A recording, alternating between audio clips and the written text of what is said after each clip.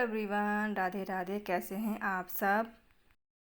I hope आप सब बहुत अच्छे होंगे। और आप देख रहे हैं कि मेरा दिया जल रहा है, यानी कि मेरी पूजा हो चुकी है। और ये पूजा मेरी इवनिंग की है। और अब मैं आ गई हूँ किचन में।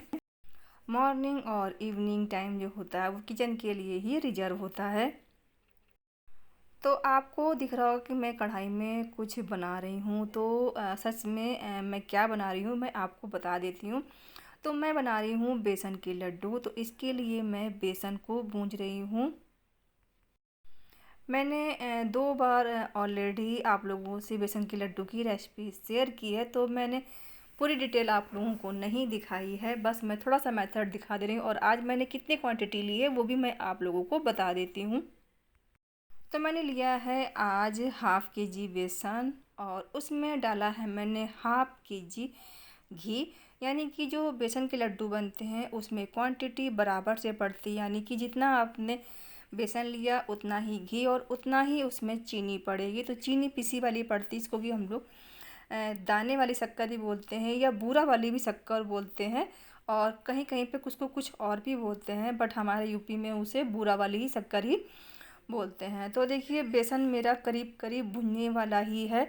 और अब मैं गैस के फ्लेम को बंद करने वाली हूँ। तो ये देखिए बेसन आपको किस तरीके से दिख रहा है। गैस मैंने बंद कर दी है। और देखिए आपको साइड साइड में थोड़ा थोड़ा घी भी नज़र आ रहा होगा, क्योंकि बेसन में काफ़ी अच्छे से घी पड़ा हुआ। तो जब तक बेसन ठंडा होता है तब तक मैं काटने बैठ गई हूँ सब्जी। तो मैं आलू छील रही हूँ, और आप देख सकते हैं आलू मैं किस तरीके से छील रही हूँ। आज मैं छिलनी का यूज नहीं कर रही हूँ। उसका कारण ये है कि इस तरीके से जब आप आलू को छीलते हैं, यानी चाकू की हेल्प से, तो जो आपके चाकू की धार होती है वो तेज़ हो जाती है। और आपका चाकू नहीं चल रहा हो, अगर आप इस तरीके से आलू छीलिए 2-3 दिन तक लगातार, तो आपके जो चाकू है उसमें काफ़ी तेज़ धार हो जाएगी और आपको धार कराने की भी ज़रूरत नहीं पड़ेगी। ये एक आसान सी ट्रिक है जिसे मोस्टली घरों में अपनाया जाता है। और ये हमारी पुरानी जो हमारी मम्मी या नानी वगैरह करा करती थी, उसी तरीके से हम लोग भी इसको कर लेते हैं। वैसे मैं छिलनी से छीलती हूँ, बट आप लोगों को दिखाने के लिए आज मैंने चाकू का यूज़ किया है। और इस तरीके से मेरा चाकू भी तेज़ हो जाएगा और मेरी ये ट्रिक भी आप लोगों तक पहुँच जाएगी, जिसे मैं आप लोगों से शेयर करना चाहती थी। तो इसे आप लोग भी ट्राई कीजिएगा। ये बहुत ही हेल्पफुल और कमाल की ट्रिक है। जब कभी भी आपका चाकू वर्क ना करे तो इस ट्रिक को आप ज़रूर अपनाइएगा।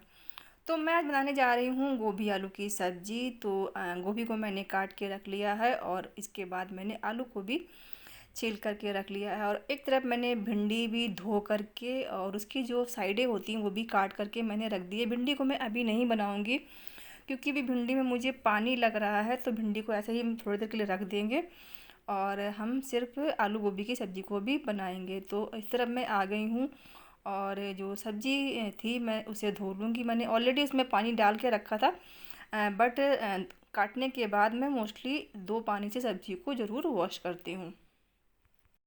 प्लेट में आपको भिंडी रखी हुई दिख रही होगी, जिसकी देखो ऊपर और नीचे की साइडें मैंने काट दी हैं, बट भिंडी अभी गीली है इसलिए भिंडी को नहीं बनाएंगे। और चाय का पैन भी आपको रखा दिख रहा हो, क्योंकि इवनिंग चाय नहाने के बाद मैं ज़रूर बनाती हूँ। तो वो भी मैंने पूजा करने के बाद बना करके पी ली थी, और उसके बाद ही मैंने लड्डू का कार्यक्रम शुरू किया था, और फिर मैंने सब्ज़ी काटने का कार्यक्रम शुरू किया था। और ये मेरे इवनिंग के सारे बर्तन धुले हुए रखे हैं, तो ये भी सूखने ही वाले हैं, और इन्हें भी मैं लगा दूँगी। तो मैं देखिए भिंडी को इस तरीके से अलग अलग कर दे रही हूँ ताकि इनका पानी अच्छे से निकल जाए। अब ये भिंडी को मैं चली गई हूँ आंगन में रखने के लिए पंखे के नीचे, ताकि जो इसका पानी है वो पूरी तरीके से निकल जाए। और मैंने इसमें भिंडी धो के रखी थी, तो इस टब को मैंने इस तरीके से रख दिया है। तो देखिए सब्ज़ी का जो मसाला वगैरह है वो भूंज के पूरी तरीके से रेडी हो चुका है। और ये सब्ज़ी में प्याज लहसुन नहीं पड़ा है, मैंने सिर्फ इसमें मेथी, हरी मिर्च, नॉर्मल मसाले, टमाटर, और उसके बाद मैंने सब्ज़ी को डाल दिया है। और सब्ज़ी को हम थोड़ा अच्छे से भून लेंगे, क्योंकि कोई भी सब्ज़ी जब आप बनाते हैं तो अगर वो अच्छे से भुन जाती है तो उसका स्वाद दुगना और तिगना हो जाता है। कई बार ये मायने नहीं रखता कि आपने कितना मटेरियल डाला है, आपका बनाने का जो तरीका होता है वो किसी भी चीज़ में जान डाल देता है। और जब आप खाना बनाते हैं तो अगर आप थोड़ा सा पेशेंस रखते हैं तो आप जो भी डिश बना रहे हैं, चाहे वो सब्ज़ी हो, दाल हो, कुछ भी हो, वो अच्छी बनती है। क्योंकि खाना एक ऐसी चीज़ है उसमें आप थोड़ा सा धैर्य रखते हैं तो वो अपने आप ही अच्छी बन जाती है। तो देखिए सब्ज़ी को मैं आप लोगों को पास से दिखा रही हूँ और मैं एक हाथ में मोबाइल को पकड़े हुई हूँ और एक हाथ से मैं सब्ज़ी दिखा रही हूँ। तो देखिए सब्ज़ी मैंने छौंक दी है और उसके बाद ये देखिए बेसन भी मेरा ठंडा हो गया है। तो जो पीसी शक्कर यानी कि जो दाने वाली बूरा शक्कर है वो मार्केट से मैंने मंगा ली थी, घर पे मैंने नहीं बनाई है क्योंकि इजली मार्केट में आसानी से मिल जाती है। घर पर जो हम पीसते हैं चीनी वो कुछ ज़्यादा बारीक हो जाती है और जो मार्केट की पीसी चीनी आती है वो दानेदार होती है। तो लड्डू में इस चीनी का प्रयोग करना ज़्यादा अच्छा रहता है। इससे जो लड्डू होता है उसका जो बैटर होता है वो खिला खिला बनता है और आपके लड्डू दानेदार बनते हैं। तो मैंने पहले कलछी से मिला रही थी और उसके बाद मैं हाथों से मिलाने लगी क्योंकि चीनी जब तक आप हाथों से नहीं मैश करेंगे वो आपको सही से मैश नहीं होगी। तो मुझे थोड़ी सी चीनी कम लग रही है तो मैं इसमें थोड़ी की चीनी की क्वांटिटी और बढ़ा रही हूँ और मुझे बनाते हुए थोड़ा सा आइडिया हो गया तो इसलिए मैं अपने हिसाब से इसमें डाल लेती हूँ ताकि लड्डू हमारे मीठे बने, फीके ना रह जाएं। और वैसे भी बेसन के लड्डू में सारी चीज़ें यानी जो भी चीज़ें पड़ती हैं, तीन ही चीज़ें पड़ती हैं, वो बराबर ही पड़ती हैं। घी, चीनी और बेसन वो सेम क्वांटिटी में ही पड़ता।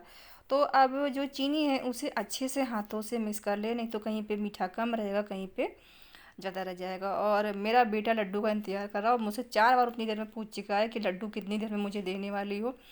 और मेरे बेटे को लड्डू बेसन के बहुत ज़्यादा पसंद है, उसे बचपन से ही बेसन के लड्डू बहुत ज़्यादा पसंद है और बेटी को भी पसंद है। लेकिन वो जब मैं इस समय ताज़े बनाती हूँ तभी उसको अच्छे लगते हैं, उसके बाद वो कम खाती है। जिस समय ताज़े मैं बनाती हूँ तो उसी समय वो उसको 1 या 2 जो भी खाना होता है वो खा लेती हूँ। अब मैं लड्डुओं को हाथ से बांधने लगी हूँ इस तरीके से। और आप देख रहे होंगे मेरे हाथ में कड़ा नहीं है, आप देख रहे होंगे मेरे एक हाथ में कड़ा नहीं। उसका कारण ये है कि मेरे हाथ में पता नहीं क्यों पेन हो रहा था तो मैं पहन नहीं पा रही थी, तो मैंने इसे उतार दिया है और मैं पहन लूँगी। नहीं, आप लोग कहोगे कि मैं ऐसे क्यों नहीं हूँ और मुझे भी नहीं अच्छा लग रहा है कि मैं इसे नहीं पहनूँ क्योंकि लेकिन मुझे हाथ में बहुत ज़्यादा दिक्कत हो रही थी और जब सो जाते हैं तब बहुत ज़्यादा पेन होता है, तो इसलिए मैंने उसे उतार दिया है। और 2 बार मैंने हाथ में इसमें जेल भी लगा लिया है तो थोड़ा सा राहत लग रही है और इसे मैं पहन लूँगी।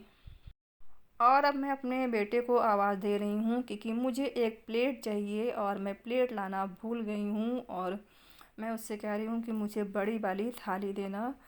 तो वो गया है आगे पीछे नाच रहा है, जहाँ कैमरा लगा उसी के आगे पीछे चल रहा है, दौड़ रहा है। तो उसको बोलना पड़ता है कि आप इधर से नहीं बैक साइड से आओ क्योंकि मेरा शूट चल रहा है वो गड़बड़ हो जाएगा। तो ये देखिए डब्बे को मैंने बंद कर दिया और ये मैं उसकी हेल्प से रखवा दूँगी। और अब वो बिल्कुल साइड से आकर के मुझे चीज़ें पकड़ाने की कोशिश कर रहा है ताकि वो कैमरे में ना पाए। देखिए मुझे किस तरीके से थाली दी ताकि वो दिखाई ना दे बिल्कुल भी। और मैं उसे कह रही हूँ कि उधर से घूम करके आओ और इस डब्बे को भी जा करके जो है अलमीरा में रख दो। तो लड्डुओं को मैंने बांधना शुरू कर दिया है और देखिए 2 लड्डू मैंने बांध लिए हैं। और अभी भी आवाज़ आई है साइड से क्योंकि वो भी पढ़ रहा है, तो मैंने उससे कहा कि देखियो बन गए हैं, जल्दी से आ जाओ। तो कह रहा है कि थोड़ा सा रुक जाओ, मैं भी पढ़ रहा हूँ, मैं आ रहा हूँ। तो सबसे पहले मैं भोग का लड्डू निकालूंगी और उसके बाद मैं तीनों बच्चों को लड्डू खाने के लिए दे दूँगी क्योंकि जब ताज़े ताज़े बनते हैं तो इन सबको खाने में बहुत ही स्वादिष्ट लगते हैं। बस इसी तरीके से सारे के सारे लड्डू को बांध करके रख दूँगी और इसके बाद मैं जाऊँगी किचन में। जब तक मेरी सब्ज़ी भी बन करके रेडी हो जाएगी तो बस बच्चों को गर्मा गर्म पराठे सेक दूँगी और उन्हें खाना लगा दूँगी। देखिए मेरे लड्डू बन करके रेडी हैं और मैं बिल्कुल पास से आपको दिखाती हूँ। देखिए कितने दानेदार बिल्कुल लड्डू बने हैं और इस मेथड से बनाइए तो लड्डू बहुत ही टेस्टी बनते हैं। और ये देखिए ताज़े होने की वजह से आप देखिए इनमें कितनी चमक यानी घी आपको दिख रहा है। तो लड्डू बन चुके हैं और मेरी सब्ज़ी भी बन चुकी है। तो ये है मेरी गोभी आलू की सब्ज़ी और बच्चों ने खाना खा लिया। ये थोड़ी सी सब्ज़ी बची है वही मैंने आपको दिखाई, पहले नहीं दिखा पाई। और ये मैंने बनाई है प्याज आलू की सब्ज़ी। तो ये रेसिपी मैंने आप लोगों से कभी नहीं शेयर की है, नेक्स्ट टाइम मैं जब भी बनाऊँगी तो आप लोगों से ज़रूर शेयर करूँगी। सबका डिनर हो चुका है और मैंने भी खाना खा लिया है, बच्चों ने भी खा लिया है और मैंने किचन पूरा का पूरा क्लीन करके रख दिया। अब मेरे पास कुछ भी काम नहीं बचा है। अब मेरा काम ये है कि जो भी मेरी वीडियोज़ रह गई हैं उनमें जो भी काम वर्क रह गया एडिटिंग वगैरह का वो मैं करूँगी। और उसके बाद गुड नाइट। तो आज की वीडियो में बस इतना ही, मिलेंगे कल फिर, तब तक के लिए राधे राधे। सपना सब्सक्राइब करें, अप्रिशिएट करें, लाइक करें, ताकि मैं आप लोगों को और अच्छे अच्छे ब्लॉगर वीडियो दिखाऊँ। तो मिलेंगे कल फिर, तब तक के लिए राधे राधे।